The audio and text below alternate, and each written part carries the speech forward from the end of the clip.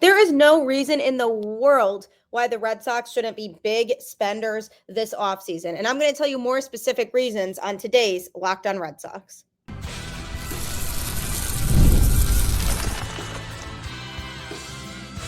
You are Locked On Red Sox, your daily Boston Red Sox podcast. Part of the Locked On Podcast Network, your team every day. Hello and welcome to Locked On Red Sox, your daily Boston Red Sox podcast, part of the Locked On Podcast Network, your team every day. I am your host, Gabby Maljanian, aka Gabby Hurlbut, as you know me better. And I am here to talk all things Boston Red Sox Monday through Friday, straight to your favorite podcast feed. And want to know the best part? It's free. So you might as well tune in because you literally have nothing to lose. And Locked On is also your team every single day. Today's episode is brought to you by FanDuel. You can start the season with a big return on FanDuel. New customers can place a $5 bet and you'll get started with $150 in bonus bets if you win your first $5 bet. Visit FanDuel.com to get started. Welcome to the show. As we get more and more rumblings of free agency and players being associated with the Red Sox that they've maybe spoken with or at least had a conversation about, players that are on the trading block that maybe the Red Sox have called up to discuss. So there have been several marquee names associated with the Red Sox so far this offseason. And it was recently reported that when the Red Sox met with Juan Soto last week, there were no contract negotiations involved, and that didn't take place in any of his meetings that he had last week. Teams weren't really throwing out their financials of the situation and what they'd be willing to offer him. It was more of an introduction, getting to know you type of meeting. And the Red Sox presentation included a video of David Ortiz, Manny Ramirez, and Pedro Martinez all being majorly successful in Boston. So the decision for Soto is still going to take a little bit of time because teams still have yet to negotiate the actual salary portion of it. So that's where this next phase comes in.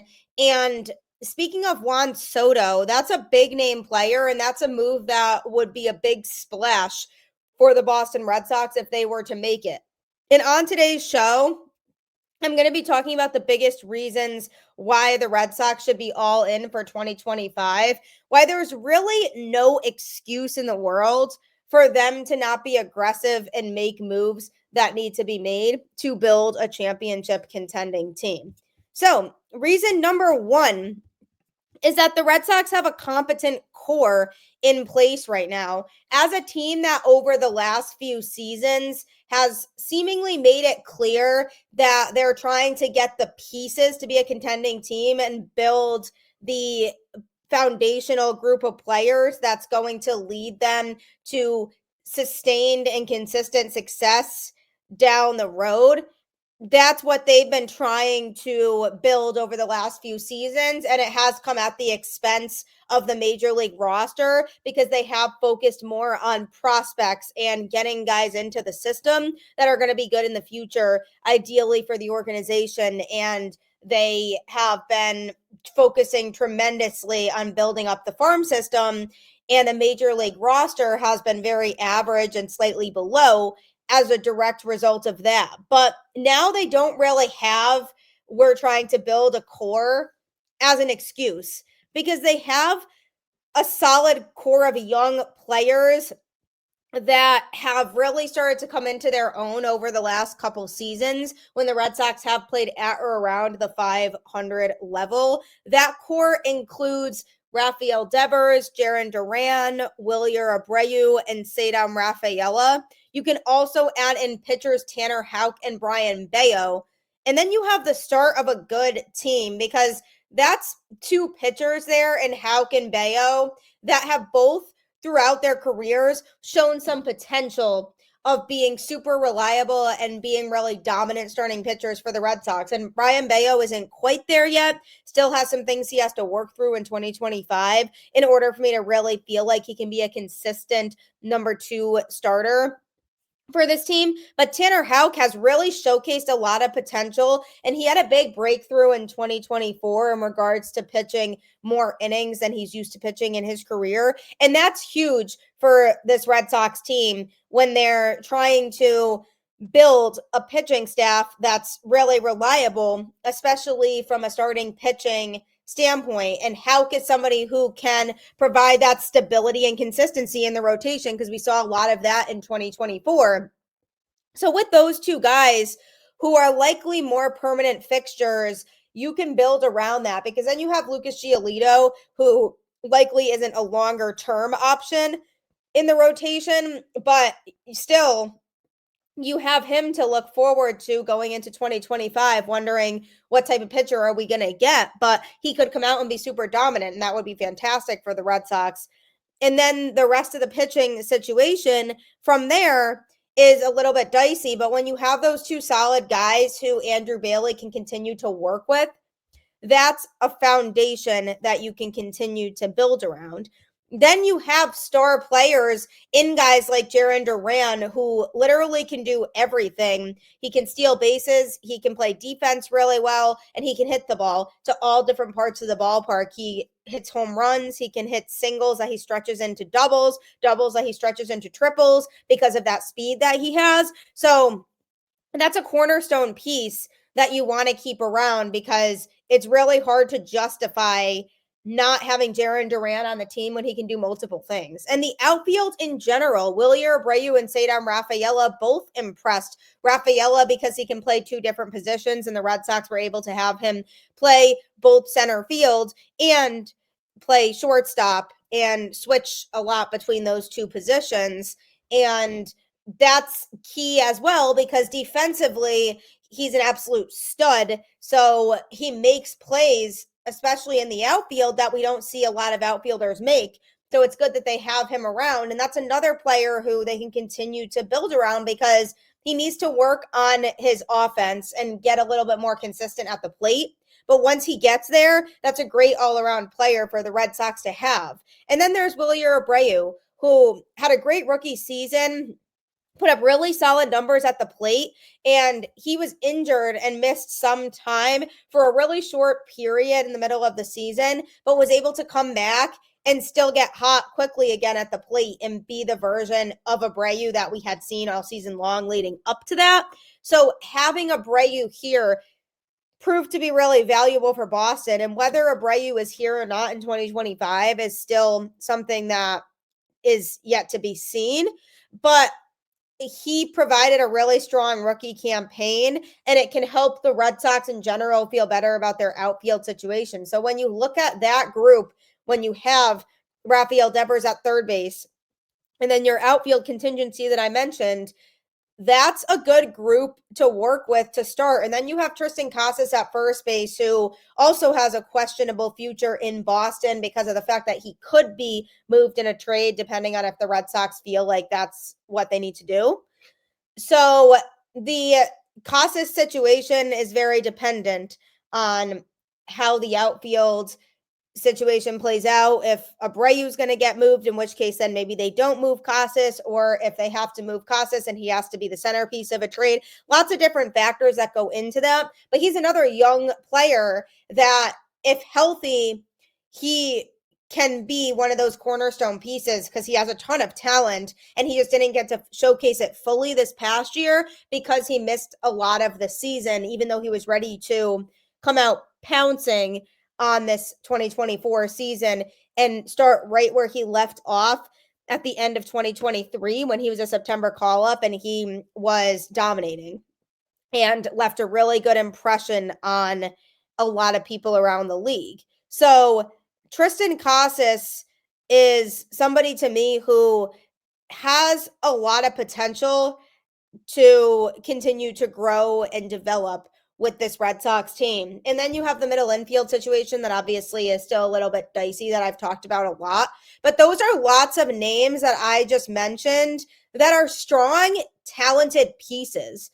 People sometimes think that if a team doesn't make the playoffs, that automatically means their roster is bad. The Red Sox don't have a bad roster. There's a difference between having a bad roster and having holes that need to be filled. The Red Sox have some raw talent on their roster, guys who are able to contribute that personally to me aren't getting enough credit for what they do. And those guys ideally are going to continue to just get better. So if you have guys like Duran and Devers when healthy and Rafaela, who are just continuing to grow and develop, that's only going to help the Red Sox in the long run when all of those guys are able to be continuous regular starters for this team. So that all makes me feel better about the current state of the team. And it goes back to being a big reason why the Red Sox should be all in on investing in the roster for 2025 and having an aggressive winter, because those young players deserve to have more talent around them so that they can see a chance at the playoffs. So build around that young core that you've worked so hard to establish over the last few years. That's reason number one why the Red Sox should be all in this winter. And coming up, I'm going to give you another reason why that has to do with the player personnel that the Red Sox have worked so hard to acquire. Get ready to tackle the NFL action with FanDuel, America's #1 sportsbook. Because right now, new customers can bet $5 and get $150 in bonus bets if you win. The FanDuel Sportsbook app gives you everything you need to place live bets on the NFL, all in one place. So when you get a hunch in the middle of the game, you can check out the latest stats, view live play-by-play, and so much more on the same page where you place your bets. Just visit FanDuel.com to join today. You'll get started with $150 in bonus bets if you win your first $5 bet. That's FanDuel.com. Never waste a hunch and make every moment more with FanDuel, an official sportsbook partner of the NFL. Talk about a great way to maximize your money when all you're doing is pressing buttons and picking teams and picking players. If you love sports, you're going to have an absolute blast with this. And the best part is you will have the chance to win lots of money. So don't waste another day to download that FanDuel app and sign up.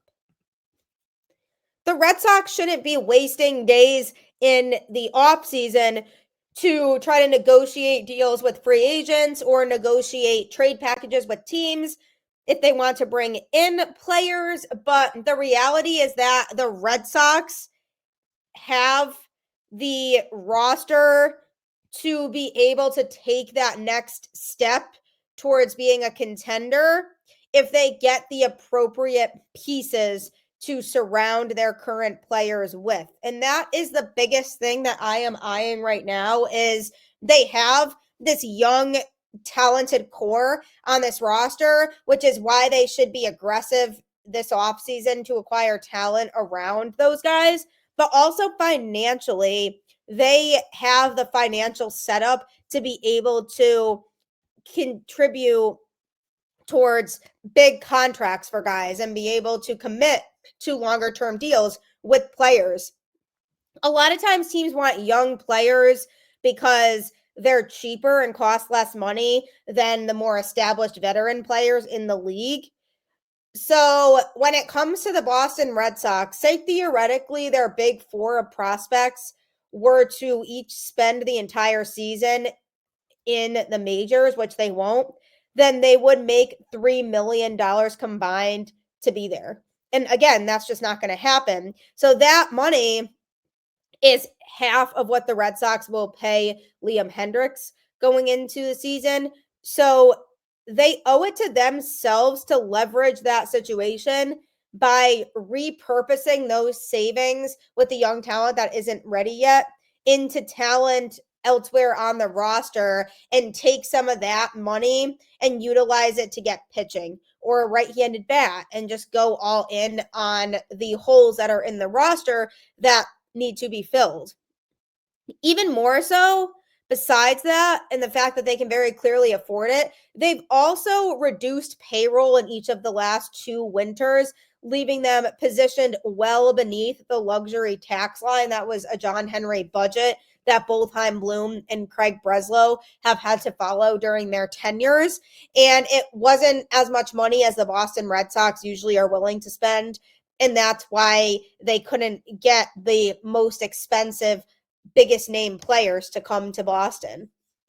So because they were well beneath the luxury tax line, there is no reason for the Red Sox to roll into spring training this year without at least making a few notable additions to the roster. Obviously, what or who is going to be up to Craig Breslow and who he sees fit for Boston, but there is no reason why they shouldn't be going all in. And when you look like you see somebody like Juan Soto and he's out there as a free agent, you do everything you possibly can to try and acquire him. I have seen people on social media who have expressed disappointment in how expensive Juan Soto would be, which I get that he is a lot of money, but he's still really young. So he still has a good portion of his career ahead of him. And he is the type of player that nobody can argue would make a team better. Because honestly, straight up, if you added Juan Soto to the Red Sox lineup right now, think about how much more elevated that lineup would be, because then you're taking more pressure off of Rafael Devers to be that number one guy who is constantly hitting and constantly having to be the player that performs on a regular basis. Now you have somebody else in the mix who can kind of share that workload with you, and mentally it can help to reset the mind a little bit. So for Devers, it could help his performances if he's not overthinking things because he's not feeling like he's the guy that has to come through and deliver and do everything.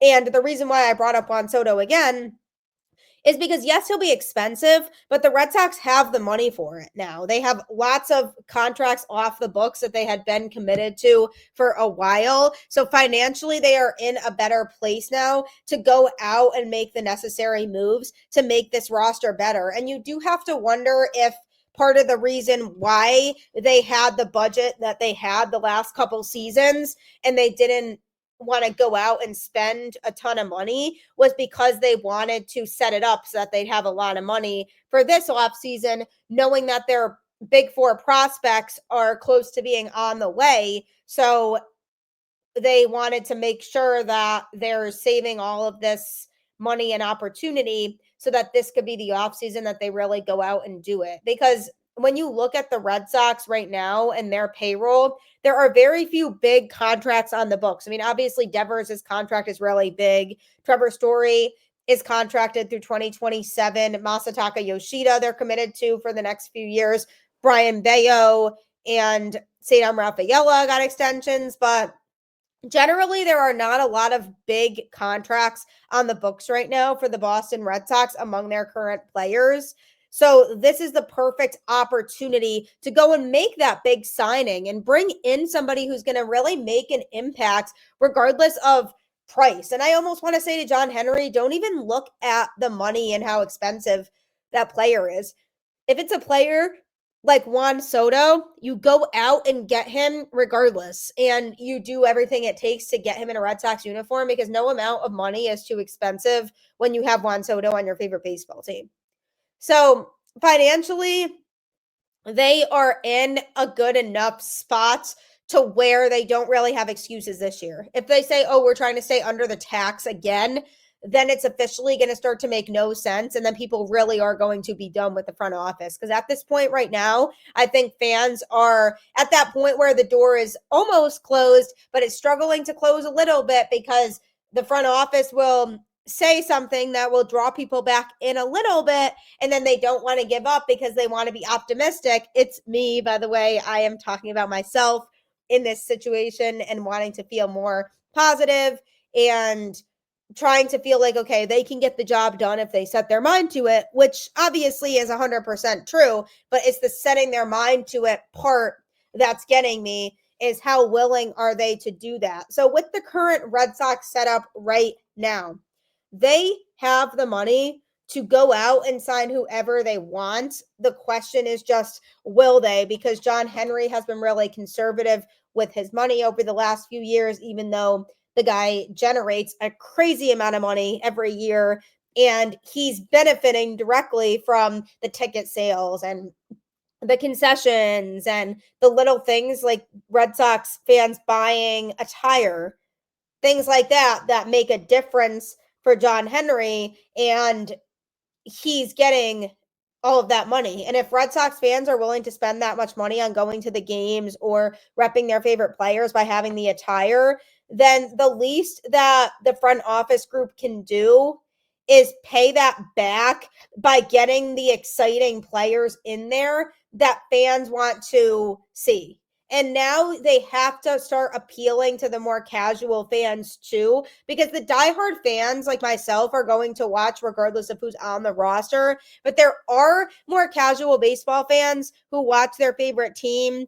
when there's exciting players and more well-known players on it that they're actually interested in watching. And this is a great season for the Red Sox to appeal to that demographic of people, is to say, okay, who's a player that we could get to come and play in Boston that could be a game changer in regards to marketing and getting more people invested in the team again that might have lost some interest over the last few years because of how things have gone. Juan Soto obviously is one of those names, but that's the mindset that they need to have when it comes to their financial situation right now, is don't look at the total balance and don't look at the contract situation for the player and read too much into it. Focus on the fact that you need to get these types of players in Boston and that you have the money to pay them. So don't back away from those numbers because you're scared of what you see on the page. So that is the biggest piece of advice that I would give to the Red Sox when it comes to the financials, is make sure that you are not shying away from the big contracts, because that's something that we as Red Sox fans have been missing from this front office group over the last few years, is that whole attitude of being aggressive and it doesn't matter how expensive the player is. I mean, look at the Yankees. They've done that and they've been really aggressive when it comes to paying players, and it got them to the World Series in 2024. That could be the Red Sox if they go back to getting those high caliber players that people want to watch. So financially in a good enough situation to be able to sign whoever they want this offseason. Don't worry about the tax. I hate their line. We want to stay under the luxury tax. No need to do that this season. Just go out there and make the moves necessary to be all in for 2025. And coming up, there's another big reason why the Red Sox are well set up to be in a position to go all in 2025. Don't forget to subscribe to Locked On Red Sox on YouTube or wherever you get your podcasts, as I am here Monday through Friday to bring you the latest in everything going on around the world of the Boston Red Sox, even if it's a slow time like it has been over the last month or so since the Red Sox season ended and there isn't as much to take in. It still can be exciting, and I'm still here to make it exciting and just talk about all things related to this team. So make sure that you follow it on YouTube or wherever you get your podcast, and you can follow me on social media as well, at Gabby Hurlbut 10 on Twitter and at Gabby_Hurlbut 10 on Instagram. It's a great time on those platforms, I promise you, and you will not want to miss out. In talking about the biggest reasons why the Red Sox should be all in for 2025, I have mentioned several names of players on the Red Sox current major league team who are part of this young core of players that down the road will likely be the biggest contributors for Boston, and the guys that fans are thanking the ownership group for getting and for keeping around on the team. Guys like Cedar Rafaela and Jarren Duran and Rafael Devers. But on top of that, with the Red Sox right now and where they are at, they also have a string of young, talented players in their system that are going to serve as reinforcements, probably sooner than you might think. The Red Sox will have 3 players in the top 25 in the annual prospect rankings that they do before the 2025 season, including 2 in the top 5 in Roman Anthony and Christian Campbell, both of which have absolutely gone off in the minors and have made a statement for themselves that they are among the best prospects in the sport. And Campbell was the minor league breakout player of the year, so he definitely put up numbers that put the league on notice. But both of them seem likely to have a chance to at least reach the majors for their debuts at some point during the 2025 season. We obviously don't know when that's going to be, and part of it is going to be circumstantial, but I wouldn't be surprised if one or maybe both of them make their debut in 2025. But based on just that, the Red Sox would be wise to shift into higher gear a little bit this offseason to build around those two. But then they also have Marcelo Meyer and Kyle Teal, both former top 15 draft picks, and they are both nearing the big leagues also. So in other words, the Red Sox could fold 4 new players into their starting lineup next season without spending anything, which won't happen because, again, they won't all be ready to start in the majors in 2025 to begin the season. But theoretically, if they could, the Red Sox could do that. But introducing those 4 players into the mix could create some interesting opportunities for the Red Sox to address other parts of the roster, whether it be through trade or free agency. But regardless of the situation, now that they also know they have reinforcements coming up in some very talented prospects, why not have the team ready to go for when those prospects do come up, whether that's in 2025 or 2026, or maybe partway through the 2025 season, one of them gets their call up and they get to play in Boston in a Red Sox uniform, and they're so excited and energetic and happy to get that opportunity to play at the major league level. But wouldn't you want them to be surrounded by strong talent as well? So for the Red Sox, knowing that they have these young studs in their system who are all going to come up and likely be long-term future pieces for the Red Sox, since they have made it clear so many times that those guys are not available for trade.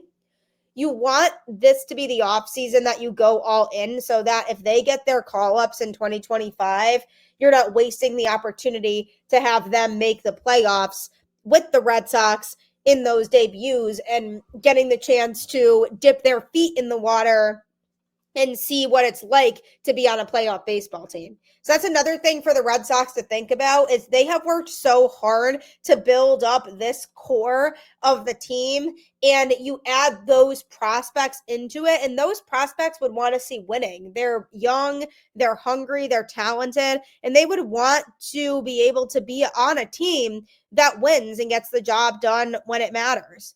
And the Red Sox have a chance to show that they can do that for them if they bring in the guys around them that are proven winners. Because then not only do you have these prospects coming up for the first time, and they have these veterans that they can look up to who can help them talk through things and say, hey, being in the majors is hard, but mentally you can refocus yourself by doing this, this, and this. So they could get advice from the veteran players and use them as mentors, but also just being in the same locker room as proven winners will drive up the energy of everybody else on that Boston Red Sox team. So because the Red Sox work super diligently to get these prospects that they have who are available to come up to Boston eventually and hopefully prove themselves to be stars in the league, this seems like the perfect time to be able to go out and add to that, as opposed to feeling like, yeah, we still don't have enough talent in the farm system right now. We need to continue to focus on that.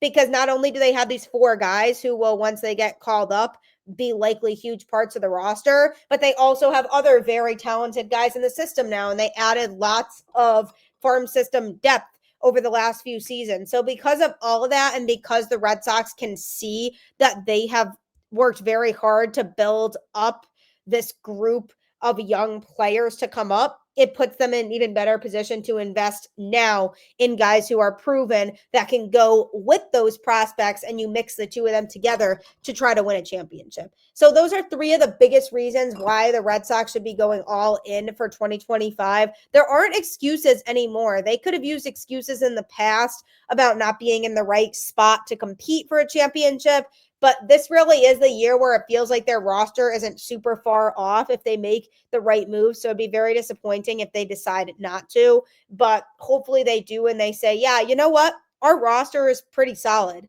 and we just need to add a few guys, and this can be a fantastic roster. So one can only hope. I do appreciate you tuning in to Locked On Red Sox and making it your first listen today. Next, you can check out Locked On MLB with host Paul Sullivan, aka Sully, where he can keep you up to date on all things going on around the league. So if you want to hear about things going on with other teams and the moves that they're making, you can find his show right after this on YouTube or wherever you get your podcasts. As always, keep the faith, go Red Sox, and I will catch you on the flip side.